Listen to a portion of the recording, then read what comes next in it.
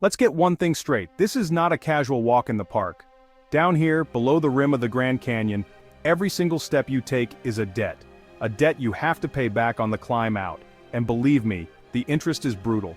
We're talking about a vertical mile of rock, unforgiving temperatures, and a challenge that will test you in every way possible. But it's also the key to one of the most incredible experiences you can have in any national park. Today, we're not just peeking over the edge from an overlook, we're going in. We're going to tackle the legendary loop down the steep, panoramic South Kaibab Trail and back up through the historic, life-saving corridor of the Bright Angel Trail. This is the ultimate Grand Canyon day hike, a journey through 2 billion years of Earth's history. By the end of this, you'll know exactly which path is the right one for your own adventure. But before we even think about taking that first step, we need to talk about something important. There's major construction happening on the Trans-Canyon waterline, which means parts of the Bright Angel Trail, the Silver Bridge, and the River Trail are scheduled for closures all the way through 2025. This completely changes how you can hike this classic loop. Now in this video, we're going to show you the full, ideal experience of both trails, but you absolutely must check the official Grand Canyon National Park website for the latest updates and closures before you plan anything. What you're about to see is the dream hike, but your reality might be a tough out and back on the South Kaibab Trail, so always be ready to adapt. Our day starts in the dark. To do this hike right, you have to beat the sun. The only way to get to the South Kaibab trailhead is on the park's shuttle bus. You can't park your own car there. We're on the Hiker's Express, and the bus is filled with this quiet, nervous energy. Everyone's loaded up with gear, headlamps are on, and trekking poles are in hand. This early start isn't just for a pretty sunrise. It's a critical safety move to dodge the midday heat, which can be downright dangerous in the inner canyon. The plan is simple, but it's huge. We're going down the South Kaibab Trail, a trail famous for its stunning 360-degree views as it follows a ridgeline. It drops 4,780 feet over 7 miles right down to the Colorado River. After we cross the river and take a much-needed break, we'll start the long 10-mile climb up the Bright Angel Trail. So, what's the difference between them? The South Kaibab is steep, totally exposed to the sun, and has zero water. The Bright Angel is longer, sure, but the climb is a bit more gradual, and it has shade and, most importantly, water stations. That's why we're going down South Kaibab and up Bright Angel. It's the classic and smartest way to do it. You get the super steep descent over with on fresh legs and save the trail with water for that exhausting climb out. As the first bit of light hits the rim, we start our descent. The air is chilly, but the view is already worth it. The South Kaibab Trail was literally blasted out of the rock by the National Park Service back in 1925. Why? They wanted to create a direct park-managed route to the river to get around the Bright Angel Trail, which at the time was actually a private toll road run by a prospector named Ralph Cameron. Our first big landmark, not even a mile in, is the perfectly named Ooh-Ah Point. The trail just kind of rounds a corner and the canyon explodes right in front of you. It's that first moment where the sheer scale of this place really hits you. You can see all the layers of rock from the Kaibab limestone at the top all the way down to the deep red sandstones, all laid out like a page in a geology textbook. From there we keep heading down to Cedar Ridge, about 1.5 miles from the trailhead. This is a really popular turnaround spot for day hikers, and you can see why. It's a big, relatively flat spot with a bathroom. But remember, no water. And fun fact, the trees here are actually junipers, not cedars. Just a little mix-up from the early settlers. This is the perfect spot to take off a layer, have a drink, and eat something salty. You're already burning through a lot of energy. The next goal is Skeleton Point, 3 miles in. The name is a pretty grim reminder of the trail's past. They say it's named for mules that fell from the narrow switchbacks below. From here you finally get your first amazing view of the Colorado River, that little turquoise ribbon way down in the abyss. This view is why you came. It's incredible, but it's also a bit of a trick. The river looks so close, but it's still miles and thousands of vertical feet away. The trail gets a lot steeper here, just plunging down these switchbacks carved right into the red rock. As we go past the tip-off, where the Tonto Trail crosses, the geology just completely changes.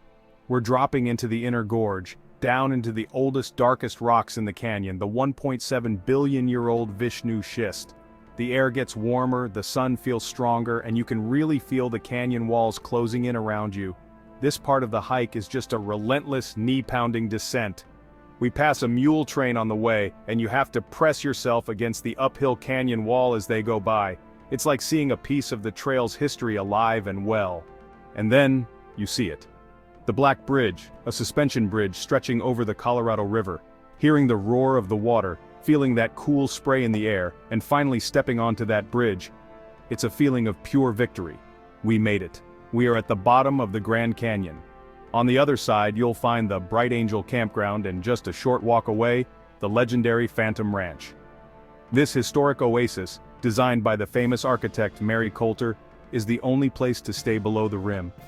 Getting a room here means you have to win a lottery, but for day hikers like us, its canteen is the most beautiful sight in the world. We refill all our water, soak our feet in the freezing Bright Angel Creek, and have a real lunch. It's a chance to just stop, refuel, and get your head right for the beast of a climb that's waiting for us. A good rule of thumb for any Grand Canyon hike is that it takes twice as long to hike up as it did to hike down, so our 4-hour descent means we could be looking at an 8-hour climb. It's pretty wild to think that less than 1% of the millions of people who visit the Grand Canyon ever make it down here to the bottom. Being here is just special. If you're finding this journey inspiring, go ahead and hit that subscribe button. And let me know in the comments, what's the most epic hike you've ever been on? I'd love to read your stories while I rest my legs for a minute. We cross the river on the Silver Bridge and finally start our climb up the Bright Angel Trail. The difference is instant. While the South Kaibab was all about exposed ridges, the Bright Angel follows a fault line deep inside a side canyon. What does that mean? More shade, especially in the afternoon. This trail also has a much longer story. It was first used by the Havasupai people, who used to farm the land at what is now called Havasupai Gardens. The first couple of miles along the river feel almost gentle, but don't let them fool you. Soon enough, the trail starts its steady, relentless climb. This section is known as the Devil's Corkscrew, and yeah, it lives up to the name with some tight, grueling switchbacks. But unlike the South Kaibab, the scenery here is so different. We're following a creek, and all this water creates this lush, green world that's such a sharp contrast to the dry rock walls. Our next big goal is Havasupai Gardens, about 4.8 miles from the river. Getting to this oasis with its shady cottonwood trees and running water is a huge mental boost. This is a major rest stop with a ranger station and bathrooms. We take a long break here, soaking our hats in water to cool off and getting ready for the final and toughest push. Those last 4.5 miles from Havasupai Gardens to the rim are the real challenge. The trail climbs over 3,000 feet in that short stretch. It's just one set of switchbacks after another, and they feel like they're never going to end. We stop at the 3-mile rest house, and then again at the 1.5-mile rest house, using the seasonal water spigots to top off our bottles one last time. Each stop feels like a small victory.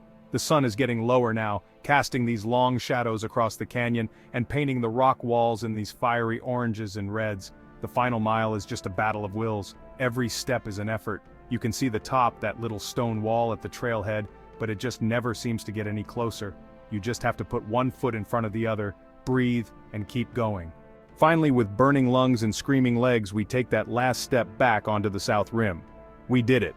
17 miles, almost 5,000 feet down and 4,400 feet back up, all in one long, amazing day. So which trail is right for you? The South Kaibab has, hands down, some of the most consistently epic views in the whole park, but its steepness and total lack of water make it a very serious challenge. The Bright Angel Trail is the lifeline of the canyon. It's a longer but safer route with more shade and precious water, and it's full of its own history and beautiful scenery. Hiking from the rim to the river and back is an experience that will stick with you forever. It strips you down, it tests your limits, and it rewards you with a perspective you just can't get from standing at the top. It's a journey that connects you to the raw, immense power of this incredible place. It's tough, it's demanding, but it is, without a single doubt, absolutely worth it.